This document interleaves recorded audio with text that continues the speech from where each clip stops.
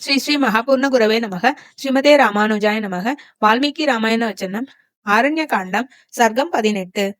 லக்ஷ்மணன் சூர்பனகையை அங்கபங்கம் செய்தல். பிறகு ராமன் காமபாசத்தால் கட்டுண்டு மயங்குகின்ற கண்களை உடைய சூர்பனகையை பார்த்து, அம்மே, நான் ஒருத்தியை ஏற்கனவே மனம் புரிந்திருக்கின்றனன். அவளை விட்டு தொலைக்கலாகாதா என்பாயாயின், அவள் எனக்கு மிகவும் பிரியமானவள். ஆயினும் பல மனைவிகள் இருக்கலாகாதோ என்பாயாயின், உன்னை போன்ற பெரும் பெண்டிர்களுக்கு சக்களத்தி இருப்பது மிகவும் துக்கத்திற்கு இடமாயிருக்கும்.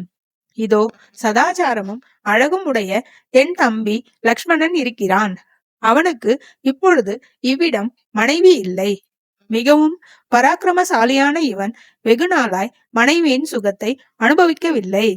ஆகையால் மிகவும் அழகும் யவ்வனமும் உடைய இவனே உன் உருவத்திற்கு தகுந்த கணவனாவான். சூர்பனகே, உன் இடையின் பின்புறம் மிகவும் அழகாயிருக்கின்றது. உன் கண்களோ விசாலமாயிருக்கின்றன. நீ என் தம்பியை அடைந்தால் சக்களத்து இல்லாமல் சுகமாயிருக்கலாம் என்றனன். சூர்பனகை மிகவும் காமமோகம் கொண்டிருந்ததால் ராமன் சொன்னதை உண்மை என்று நம்பி லக்ஷ்மணனை பார்த்து, எனது சரீரம் உஷ்ண காலத்தில் குளிர்ந்தும் குளிர்காலத்தில் உஷ்ணமாகவும் இருக்கும்.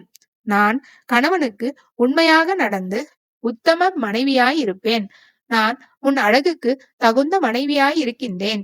நீ என்னுடன் கூடி சுகமாக இத்தண்டகாரண்யம் முழுவதும் விளையாடி கொண்டிருப்பாயாக என்றனள்.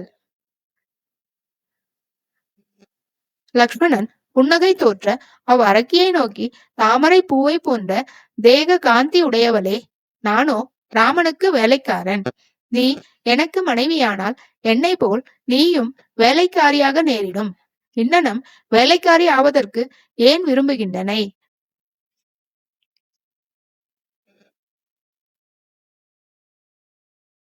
ராமன் கதை